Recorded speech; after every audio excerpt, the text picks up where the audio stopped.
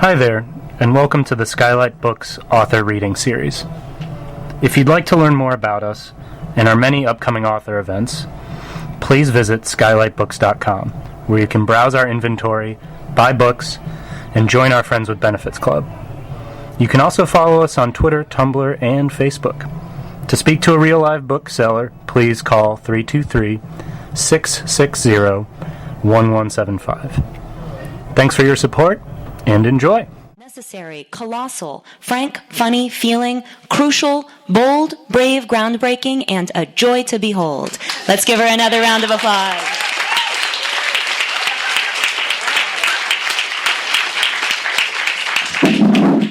That's not a good sound. Yeah, let's make sure you get in there properly. I feel like sitting feels weird. I'll do my sitting later. Thank you for coming to this book event and cramming in here. This is really lovely of all of you to make it out. I'm Jessica Hopper. Thank you. I wrote this book. I'm gonna read it, the whole thing. You guys don't have anything to do tonight, do you? I'll start with the first piece. So the first piece in here is, being loud is a weird thing sometimes.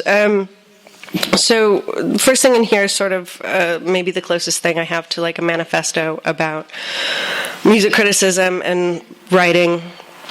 And I wrote it in 2002, and it first appeared in my fanzine that I did for a super long time. And I wrote it after reading, like maybe about the time that this came out, there was like a kind of a glut, and by glut I think I mean like 4 books by sort of canonical rock critics that had come out. It was like the 10th anniversary of Lester Bang's collection and Nick Tosh's collection, all this stuff, and I read all of them right in a row, and I was sort of like curious, like, do I fit into this thing that I like to do? And it's called I Have a Strange Relationship with Music. I have a strange relationship with music. It's strange by virtue of what I need from it. Some days, it's the simple things: distraction, entertainment, the sticky joy garnered only from Timbaland beats. Then, sometimes, usually in the part of the morning that is still the nighttime, and most especially lately, I'm painfully aware of every single thing that I need from music, embarrassed by what I ask of it. Having developed such a desperate belief in the power of music to salve and heal me, I ask big over and over again. I have an appetite for deliverance, and I'm not really interested in trying to figure out whether that qualifies me as lucky or pathetic. The stereo is just past halfway to as loud as it will go. The rolling bass of Van Morrison's TB Sheets, the first song on side 2 of the album of the same name, is moving throughout the house. Its punctuating bump and grind is ricocheting off the parquet floor, sound filling every room. This makes the 4th night of the last 5 that I'm doing this same routine. Lights out, alone, in a precarious emotional state not worth explaining, dancing, though in a way that is barely dancing, because lying down is out of the question on a night as hot as this, and lying down means being motionless, and there's really no being still right now. TB Sheets is a great album on which 7 of the 8 songs are about Van Morrison and a girl he loves, who's dying of tuberculosis. I can count on one hand the times I've made it through this entire album without crying. It's brutal, and it never fails to deliver in its relentless humanity. Some songs detail the recent past. They're a golden reminiscence of some then average day that will now have to be enough for a lifetime. He's asking her, "Do you remember? Do you remember?" He's insinuating some intimate exchange, some forgotten little secret. He needs her to remember.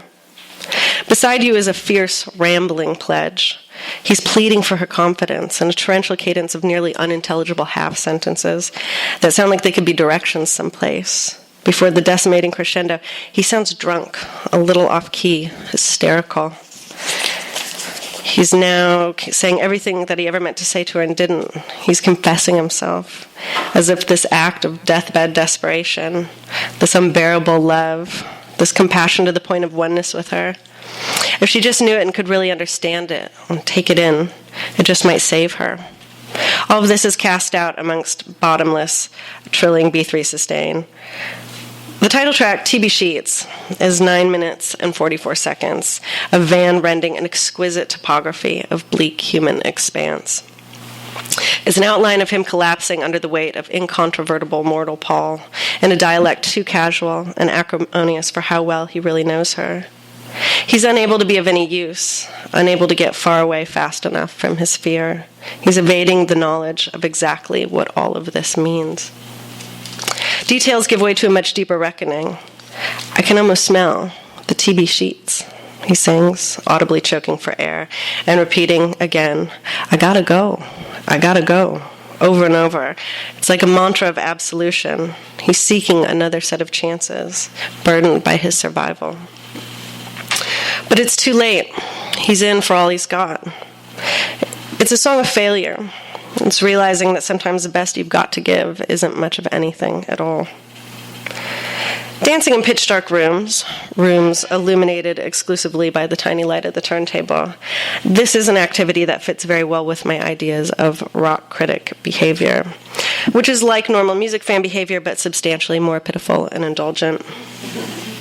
It's behavior that comes from an inextricable soul entanglement with music that is insular, boundless, devoted, celebratory, and willfully pathetic.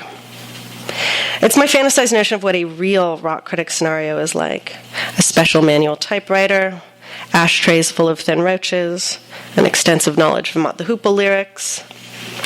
It may also include a fetishizing of the truth, which turns gory regardless of what records you listen to, and the detoured attempts to illuminate the exact heaven of Eric B. and Rakim or Rocket from the Tombs with the fluorescent lighting of your 3 a.m. genius stroke prose.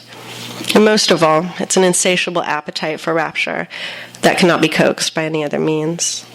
It's exhaustively chronicling what it is that artists possess that we mere mortals do not, what it is that they offer up that we're unable or unwilling to say for ourselves. They offer a connection to the disconnected. They make our secrets bearable in their verses and choruses. Ornate in their undoing, they're gambling with their happiness, their personal irredemption, their humility, using a failure to build a podium to reach God, their faked orgasms and in-between song skits, their solos, their clever rhymes, their crippled expectations, their spiritual drift, their still unmet Oedipal needs, their fuckless nights, their not-so-gradual disappearance from reality, their rodeo blues, their unflagging romantic beliefs, being an outlaw for your love, Reaganomics, the summer they'll never forget, the power of funk, hanging at the nice with the eye patch guy, American apathy, taking hoes to the Cheesecake Factory, getting head in drop-top Benzes, isolation, the benefits of capitalism, screwing Stevie Nicks in the tall green grass, the swirling death dust, the underground, and none of the above. I want it. I need it. Because all these records, they give me a language to decipher just how fucked I am. Because there's a void in my guts, which can only be filled by songs. So that's that.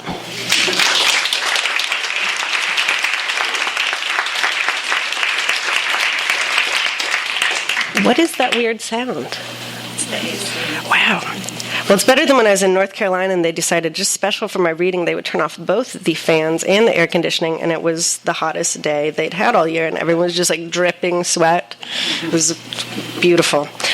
So I'm going to read something from this chapter, Bad Reviews, of which I have many. I just like to write them, I guess. So this is about famous underground artist, revered by many, Miley Cyrus. And this is she made an album called Bangers. Do you guys know it? Yes. So now I will read to you about it. What is there to review when it comes to a Miley Cyrus album? Her singing, affected and perfected by software. How her powerless pop makes you feel deep down in your quivering soul. How to rate this latest iteration of her persona. How to address these complex matters of cultural ownership with a post-teen girl that has belonged to the public for her whole life long. Her girlhood was turned into one of the great products of our age, a bigger emblem of the empire than Mickey Mouse himself. What else could she do but nuke it, saturate herself in our greedy gaze until she dissolves, give it all away, turn herself out until our knowledge of her was borderline gynecological? Is there a part of Miley that remains unknown? Did you really expect an album called Bangers to reveal anything to you? In knowing everything, we find we know nothing. The entertainment value of Cyrus's work is more than simple, typical pop pleasure. It's the slow-motion horror of watching toxic sleaze replace toxic purity. That's a Dave Hickey quote. At her extremes, she firmly engaged our most puritanical mores. From saccharine virgin to knowingly filleting a sledgehammer, Cyrus is, at once, both banal and pernicious. Though Bangers may seem like some sort of sudden, shocking transgression as she grinds gears from Disney World to World Star, her hit 2009's Party in the USA foretold it all. The wow and muchness of fame, Jay-Z on the radio. Cyrus has touted this album as, quote, sexy, believable, and very adult. Though only the latter actually rings true, and only in the traditional male fantasy-driven pornographic sense of adult, her actions, and even more so her inactions, conform to the arc of most mainstream adult entertainment. Here, she's often pliant and naive, begging to serve, or at least be noticed and deemed worthy. On the Pharrell-penned #GetItRight, she lays in bed, powerless and horny, overcome and waiting to be activated by male desire. On My Darling, she solicits the revivifying attentions of a dude who is just not that into her.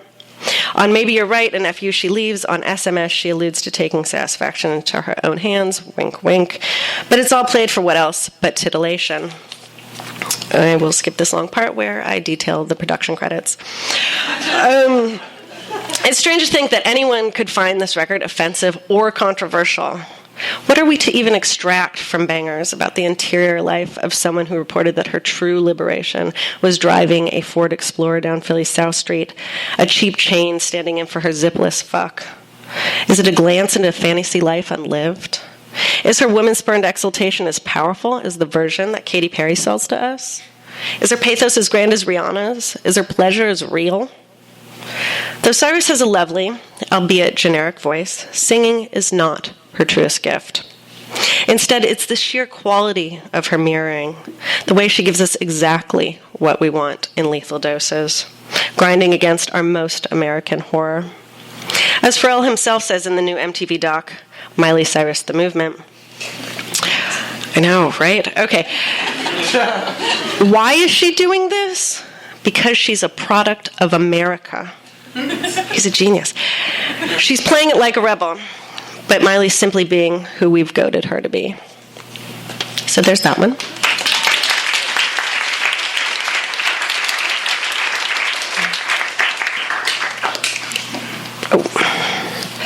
Finally tonight, so I've been on tour for like 10 days, and only finally tonight did I get my bookmark game down. So this is the only piece in the book that has not been previously published is this thing that I'm going to read, and it was a paper that I wrote for a thing called the EMP Conference, and it's from 2005, and it is called Louder Than Love, My Teen Grunge Poserdom. It's autobiographical. There was a time, not too terribly long ago, when I was not cool. In 1990, I was 14, almost 15, and had just entered 9th grade at the largest high school in Minneapolis, and I was orbiting somewhere between loner dork and amorphous weirdo. My wardrobe consisted of a lot of black clothes, a lot of orange clothes, my mother's business casual apparel from the 1980s. I wore cowboy boots and favored long, unbelted tunics that made me look like I was in a cult. I spent a lot of time alone, sewing hats and reading news magazines to keep up on international politics. The music I knew about was from the radio. I had a few tapes that I liked. The B-52's Cosmic Thing, Delight, the first Tracy Chapman album. I mostly listened to these tapes on the weekend when I was delivering my newspaper route, though sometimes I would lay in bed at night and listen to the Tracy Chapman tape over and over and cry a little. 6 6 weeks after starting high school, I was sitting on the bleachers during freshman gym class, which I was already failing for refusing to dress for class, along with all of the other weirdos who were refusing gym on principle. Andrew Siemens, also of the 9th grade, came and sat down next to me and said, "Are you a punk or a hippie? I can't tell."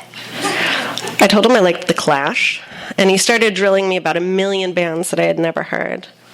The next day he handed me a cassette tape, a mix made from a very specific subsection of his big brother's record collection. On it was Butthole Surfers, Babes in Toyland, Boredoms, Ball, Big Black, Bongwater on side 1, Pussy Galore, Voidoids, and Stooges on the flip. By week's end I was a convert and punk identified. As punk rock began to ravage and motivate my life, so did my adolescent hormones.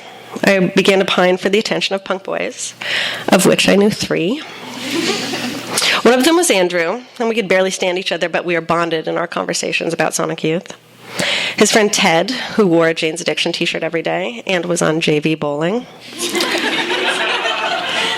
He thought All Shook Down was the Best Replacements record, making him a no-go. Then there was Andrew Bacone, who was in the 10th grade, and he wasn't so much a punk as he was proactively grunge. Andrew became my crush by default, by virtue of the fact that he knew my name, and he knew who Husker Du was, and at the time, that was more than I had going with anyone else. His look was proto-grunge. He wore his hair long and in a middle part. His jeans were ripped. He wore a Mudhoney Superfuzz Big Muff t-shirt and a flannel every day.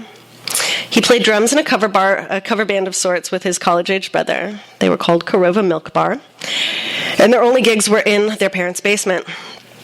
Their repertoire read like a best of Sub Pop sampler. Tad's Loser, Nirvana's Love Buzz, Floyd the Barber, a Soundgarden song, a Screaming Trees song, and they usually closed their set with a Mudhoney medley that was actually just an infinite version of In and Out of Grace that alternated between the chorus and super long drum solos.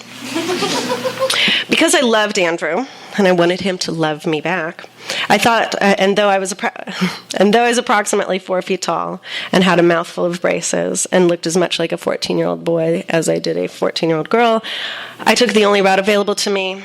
I became a grunge devotee. The process was simple.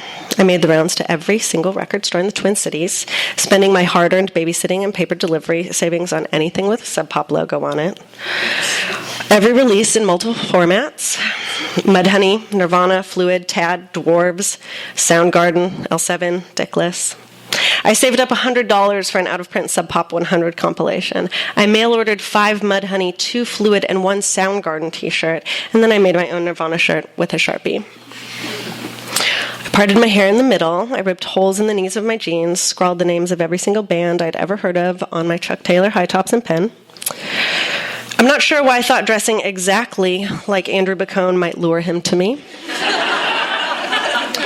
But I wanted to show that we were kindred spirits in the world, toughing out our teenage times with Tad's 8-Way Santa on our Walkmans. Alas, the pose did not end there. I did things like casually wander past his classes after they got out, holding nothing but a Mudhoney cassette in my hand, as if that was the only supply one needed for 9th grade. I took the same Russian class as him so that I would have the chance to tell him things like I was considering getting a tattoo of Mudhoney bassist Matt Lukin once I got the money together. My project for film class was a documentary on his band, and it was 20 minutes of carefully edited band practice footage. And nothing but that. I got a C-. I went to see The Fluid twice that year, despite hating them, in hopes of seeing him at the show. When I saw him that following Monday, as I was artfully lingering outside his AP English class, I said, "I figured I would have seen you at the show last night." And he told me that he no longer was into The Fluid. I was crushed. I had spent dozens of hours listening to their records, which I found to be unbearable, fantasizing and prepping for conversations about fluid minutiae that he and I might one day have. All soul soon left my pose. My obsession to detail slipped. I was coming to the agonizing conclusion that all of this, my teen girl masking, was in vain. I dedicated several months and several $100s on trying to cultivate a connection that was never going to be. Still, I wasn't quite ready to give up the masquerade. At the end of the school year, I managed to get invited to a party where all 3 of the school's grunge cover bands were playing. I would soon have the chance to see my crush object one last time before the span of the summer. I went to the party wearing a Soundgarden Louder Than Love shirt that I had purchased at a local head shop special for the occasion. And I was slouching up against a wall, peacocking my ennui, sipping a Miller Lite and pretending to be way into that too. I was staying next to Andrew's best friend Mike, who was setting up his bass rig, and I ventured to ask him, what was this awesome music we were listening to? He gawked at me, appalled, and said, Soundgarden Louder Than Love? I scrambled, mortified, and insisted I was just too wasted to recognize Soundgarden, the most distinctive band of the grunge genre. I then had the torturous experience of watching Mike walk over to Andrew, relay this anecdote. Andrew looked towards me and snicker.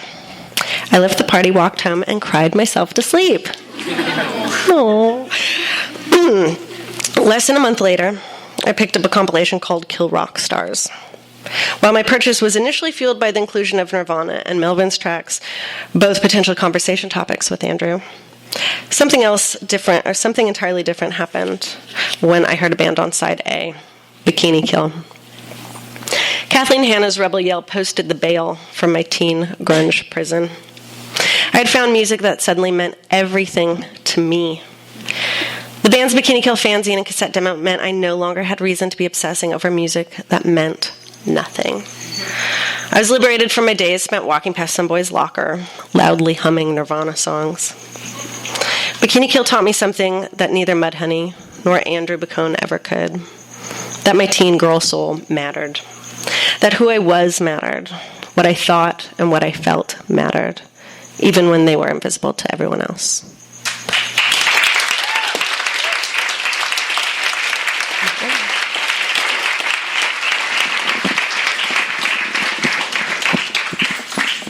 So Molly and I are gonna Q&A for a tiny bit.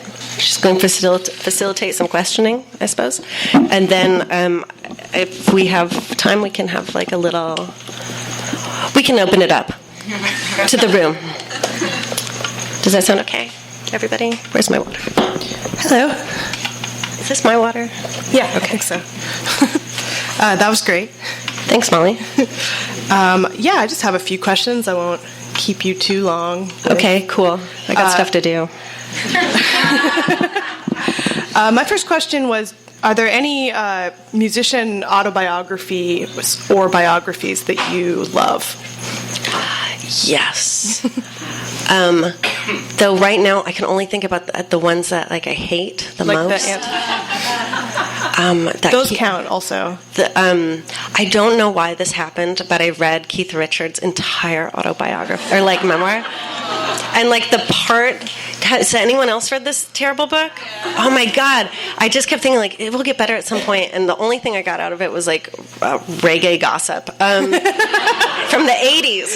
Not even that good. And but the main thing I remember about it, other than him being a mind-blowingly terrible father and occasionally terrible human being, there's a part where he's walking around his estate in England, and a turtle pops up out of this. Does everyone know what I'm talking about? A turtle pops up out of this pond, and it frightens him so much, the nature, that he whips a rock at it. And I was like, fuck this guy. Why would you put that story in your own autobiography? Because you're Keith Richards, and somebody's probably writing If that's what you're leaving in, I want to know what you're leaving out. Nothing, no charming story about hurting a cute animal. Yeah, torture. I understand that. Definitely, I sort of think of the bad ones right away, the Tammy Wynette's memoir from 72, which is sort of people weren't quite sanitizing their music bios quite yet, and it opens very dramatically with taking her infant to the emergency room, and it's just drama, roller coaster, having a bazillion kids, and then there's 10 years where she's just doing hair before we even get to her music. See, that sounds amazing. Yeah, I would recommend it. It's $1 on Amazon. Yeah, it's not necessarily also the sort of the biggest names are not always the most interesting books, because because they're always the as told tale. I assume you've read the Anthony Kiedis book, Scar Tissue. I read like half of it while I was waiting for somebody like in a Barnes and Noble. It kind of all blends together, because it's just like, oh, I met this beautiful girl, and then we parted ways, and then I wrote another great Red Hot Chili Peppers song. I mean, that's like what you want to know. Yeah. But I really like, there's a good Little Richard biography that has some crazy stories in it about how he and Buddy Holly had threesomes on the road, and just good gossip from the 50s. I love a trashster piece. Yeah. And my favorite is a book I bought totally by accident, which is Tommy James from the Shondells wrote a book called The Mob, the Music, and Me, which is about how the Shondells were just run by this totally mobbed up record label in New York, and so he just has all these crazy stories about like, oh, and my manager tried to shoot me, and then we did drugs together, and now we're friends again. And I would read that. I will send it to you. I was wondering if you wanted to talk about any writers that influenced your style or got you into the idea of music writing. Not just music writers, but I mean, let's see. When I was like, I started writing about music when I was about 15 or 16, and I started by doing a fanzine, but I did a fanzine in part because I had like I was obsessed with this band Babes in Toyland, who were like a local all-female punk band coming up, and they, like, the music press in Minneapolis was writing about them being like, you know, caustic and shrieky and amateur, like it was a bad thing, and I did not agree with that, and I was like calling around being like, hi, I'm in 9th grade, and like, you totally got this wrong. I would like to write a corrective for you. You don't understand what this band means to girls, blah, blah, blah. And people were like, have you ever written before? I was like, not outside of school, no. It doesn't matter. I am an expert on this, whatever. And people told me no, and I was like, okay, fine, I'll start a fanzine. And that, because that is what one did in the 90s, and put things on paper. And part of the reason that I thought I could do that is, at the time, the pop critic at the local paper was, one of the leading feminist, just one of the leading critics at the time, this woman, Terry Sutton. And because I grew up seeing that, like, in the paper every week, like, her writing things like saying, like, Marianne Faithfull's book is, like, more important than anything you will ever hear by the Stones. You know, it's like, yes, my people. And I had this maybe, like, mistaken idea that, like, there's, like, a Terry Sutton every town, rather than there's two people in America who are basically the Terry Suttons of their town. And so I just had this idea that, like, writing about music through a feminist lens was like a natural, like, an employable thing, you know. Little did I know. I feel like in the 90s that was... It was kind of a thing. Yeah, it was kind of a thing. And so that was a big influence on me. And then, a lot of the things... I guess one of the main other ways that I think I figured out how to write was reading Joan Didion, because I'd learned how to edit myself a little bit. And that was the main thing, I guess. I was really into Pauline Kael also. It's just like... I didn't get into her until, like, quite recently. I was real slow on the draw. She's so funny. Yes. Can be really mean, but always really funny. I love a mean review. But so, yeah, something about the idea of just, like, turning out so many reviews, and they're all sort of... And she would only ever see a movie twice. Once, and the only movie that she saw twice was MASH, right? Right. Which makes sense why you might have to see that twice. To understand it. To understand the dialogue. You talk about this a little bit in the book, but do you have any, like, memories of just early cassettes or CDs or records that you were just obsessed with as a kid, or becoming a person with taste in music? There's, like, infinity stories. Maybe the weirdest thing that sort of shaped my music taste when I was young is when I first moved to Los Angeles. I used to live here, down by the Trader Joe's, over that way. And it was like my first apartment as a teenager. I was still a teenager, and I saved up enough money to get, like, a decent turntable and all this stuff. And then I told my mom, like, hey, there's a box of records in the garage. Will you send them to me? And by accident, she sent me her records. And then, like, just for, like, 6 months, forgot to send my records. And so I had, like, that's how I wound up getting like Steely Dan and Van Morrison and like a whole there was also like Quincy Jones the Dude, and like I just couldn't even I was mostly listening to punk rock, so that was like a bridge too far. But that was kind of how I got into stuff that wasn't punk rock. Do you think that it was living in LA sort of opened your mind to soft rock? That didn't come until like a little bit more recently. I'm working on I'm researching my next book, which takes place historically like in 1975, and so I'm listening to just all sorts of lovely, mellow, tootly music, and like Fifth Dimension, and just stuff that's like garbagey, but also so soothing. If the young me would be very, very shocked by how often I'm listening to the Carpenters and such. I feel like or even like Laura Nyro. That's like, I feel like you got to get into that at some point, though. Yes. Just become like Ladies of the Canyon. Yeah. Again, I feel like there's a time for that in Los Angeles, especially to. I didn't get into Joni Mitchell until sort of late in the game, because I think I sort of was so like, it's too, that's what like girls are supposed to like, is Joni Mitchell, and so I'm gonna like all this boy music, and then just and then you spend years like listening to shitty emo bands, and you're like, oh god. I love the emo article. That's one of my favorite thank you. pieces in the book. Did you get a lot of backlash for that when it came out? Does everybody know what we're referencing? No? Okay. So I wrote a piece, ballparking, I don't know, like 1997, 2003, somewhere in there. I was young, very, very young. But I wrote this, I had a column in a magazine called Punk Planet that was the thing we all read back then. And it was about, I went to see some punk and emo bands play at the all-ages bowling alley by my house, where I basically lived every night. And I was watching this band Strike Anywhere play, and they have this song that was very much about like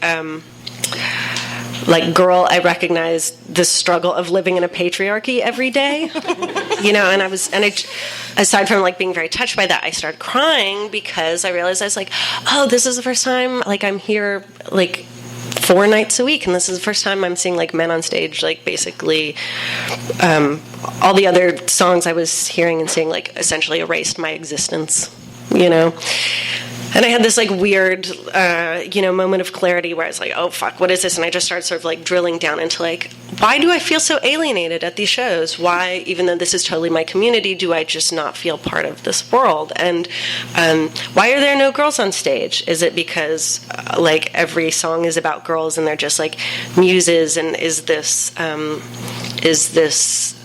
not just like descriptive, but prescriptive? And then I spent about like 18 months just sort of like going into that and like fighting with people to figure out what I felt. And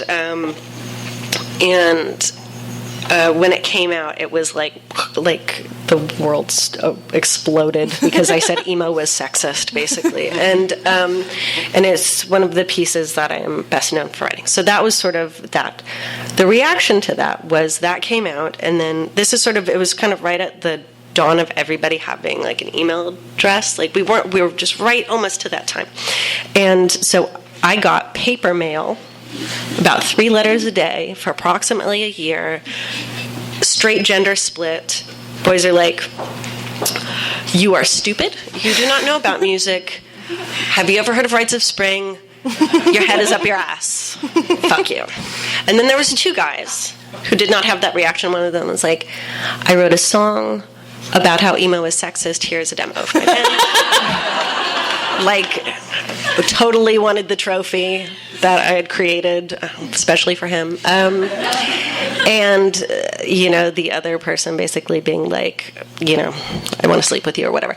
And then all the letters from the girls are like, thank you. I cried the whole way through. I'm starting like a lady fest. I'm trying to have a band. I hate punk rock now. Like whatever, just like that is my life. Thank you. And that was the first year. And then the next 2 years were just like an email about every day about it that was mostly girls by that point. So that was But it started in print and moved to email? Yeah, it's like that's like actually the thing where it's like, oh, that's when everyone started using the internet. It's like my mail changed, my fan mail changed. I can't believe people used to write letters to tell you how much Think they about hate you. how mad you would have to be like... To spend money on the stamp. write like a full-page letter in your cursive, you know? Go and put it in the mail. You had people who were like a different kind of angry.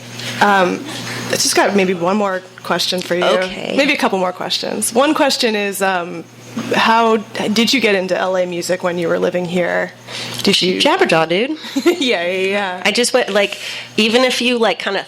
I mean, maybe some of the older people in this room will remember this. Like, even if you kind of heard about a Jabberjaw show and you're like, well, it might happen, you would go down there anyways and it'd be like, you know, 11 p.m., Pico Boulevard. I knew about the Jabberjaw from the That Dog album. Yeah. But I was also like, I'm in the Valley and I don't know how to get to Central City, Los Angeles. Probably Someday. for the best. But that was what, and I had my own emo band, and we played at the library in Huntington Beach and made the rounds. But I knew about all ages music here, and part of the reason I wanted to be here was because I could participate in music, which the other places that I had lived previously, there was not much of that. You came out for the emo scene? Yeah. Stayed for the palm trees.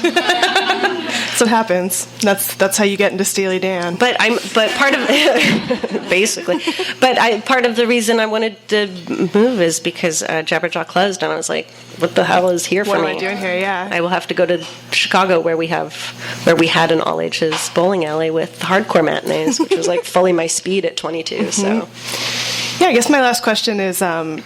This was just a question I have kind of about your working at Rookie is I feel like I used to make jokes a lot about the 90s being our 60s, and then I sort of realized it was true a little bit later because when I was growing up in the 90s I was like, oh, I miss the 60s, everything sucks now because Riot Girl boomers. Yeah, and because I got into stuff like that, and I was just like, I just got to find other people who want to listen to Sub Pop and listen to the kind of music I want to listen to, because I felt like I didn't know anybody, but I feel like it was right before the internet made that possible to be like, oh, I like this type of music, I'm going to make a pen pal. Like I was on message boards and things like that. But do you find that the younger kids want to have a lot of questions about what the 90s were like?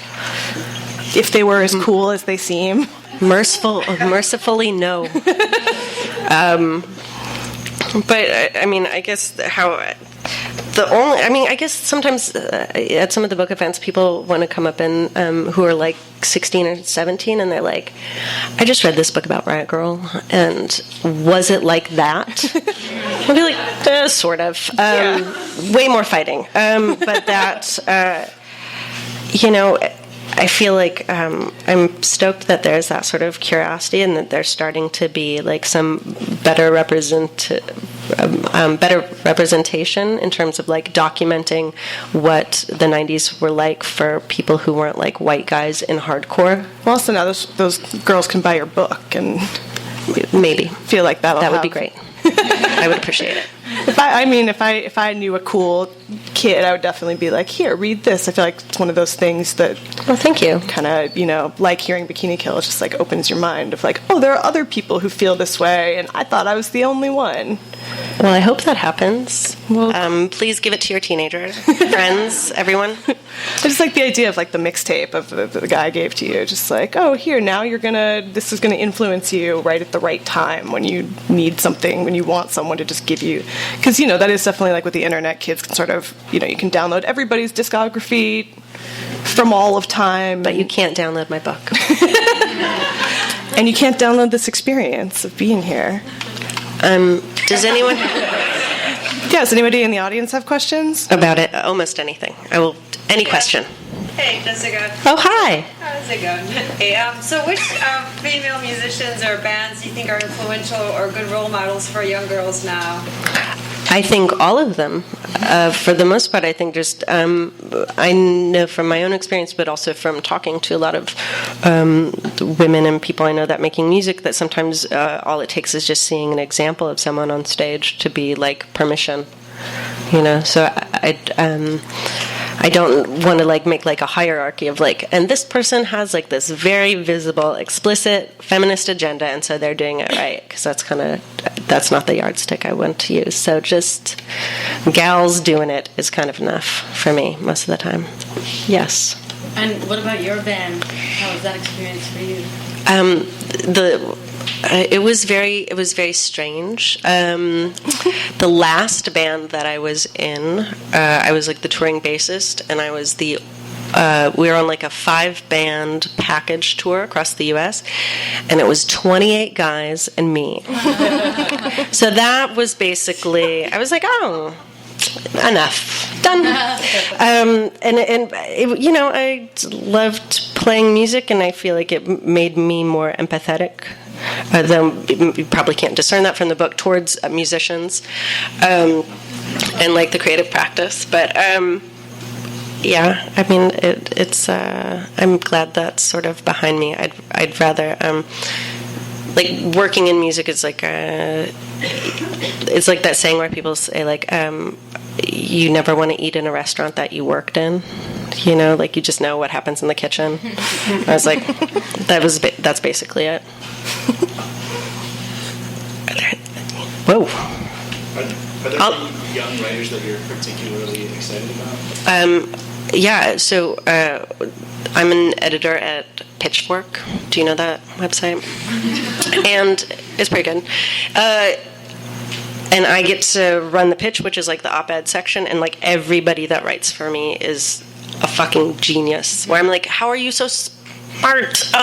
And they are constantly opening my mind and giving me new critical frameworks. But there's a writer named Hazel Sills who writes for Rookie and a lot of other places, but I knew her from Rookie, and she's has like a tremendous mind. And Safi Holland Farah, Dorian St. Felix, like everybody I get to work with in my section. I don't know. I could name names for like 10 more minutes, but you could just read that section and witness their genius in motion. Yes. I love that piece that you did about the journalist who wrote about R. Kelly. Mm-hmm. Just wonder if you could talk about how that came about. Does everybody know? Does everybody know about R. Kelly? Don't need to synopsize. Okay.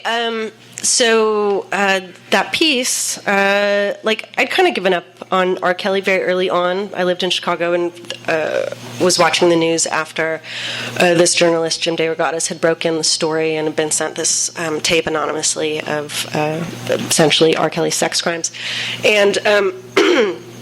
And I saw these two girls on the news, and they were like ninth graders being interviewed outside their high school, and they're like, yeah, no, he's like in the parking lot like every day after school. We know his car. Yeah, no, he's cool. He dated my friend. And you're like, oh, fuck, that's enough. Done. That's all I need to know. And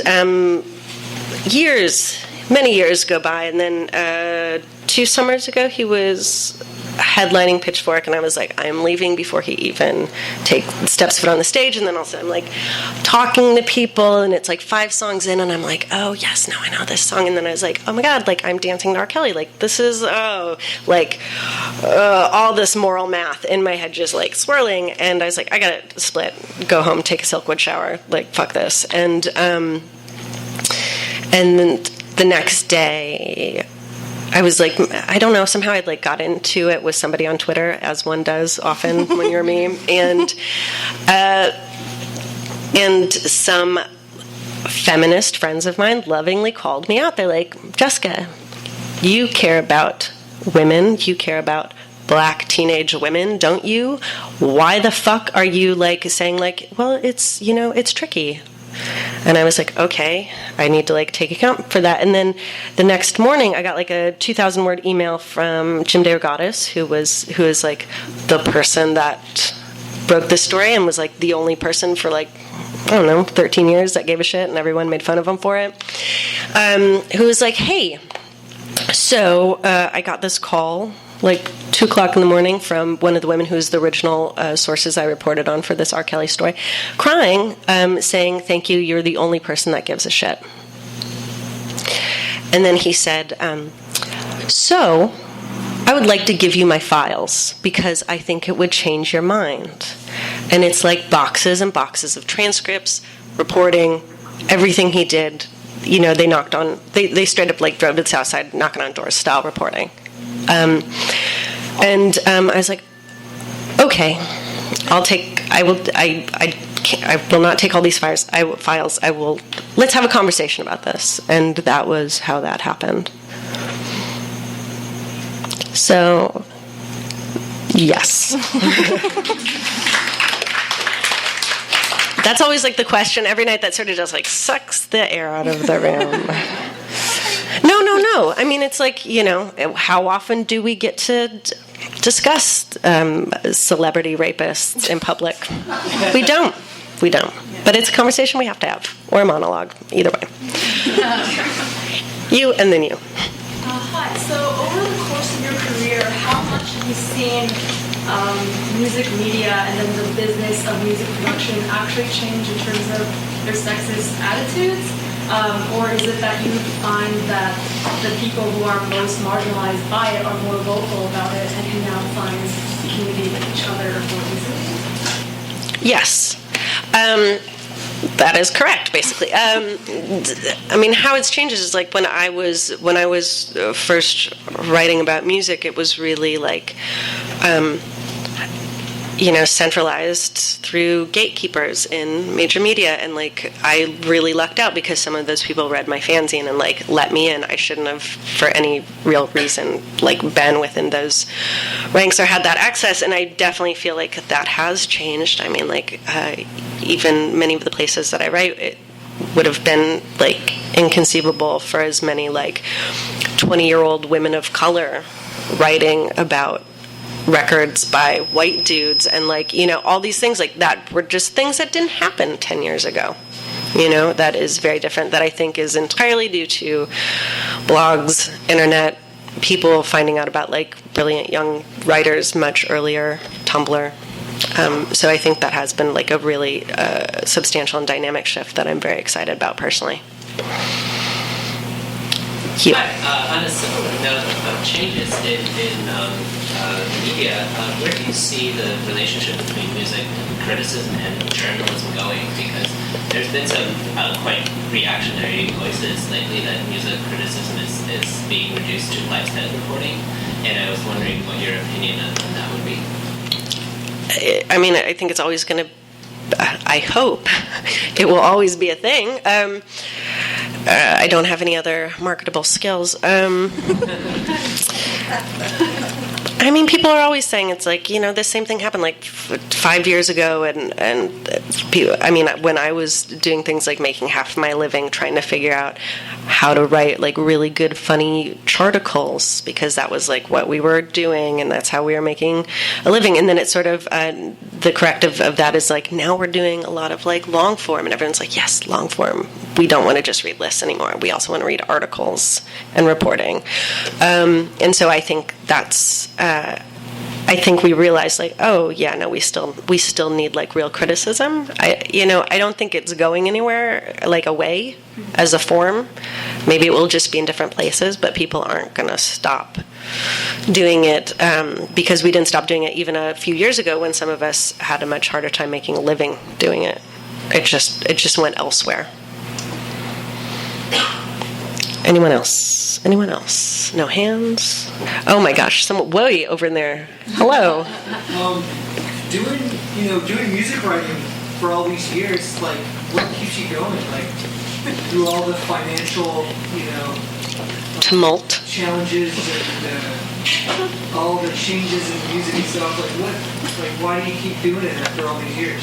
I mean, it's like literally the only thing I know how to do. I mean, I've been doing this since I was 15, so it's like I had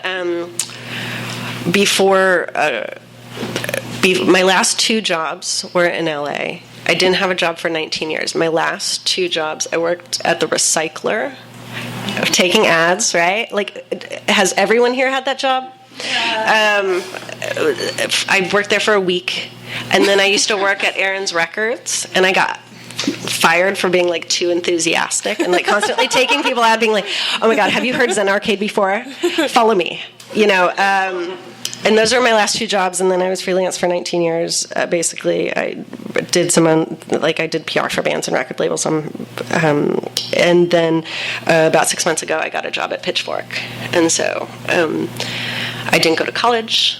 I literally, it's like I can raise children and write record reviews, and that's kind of it. The end. How about that? How about we end there?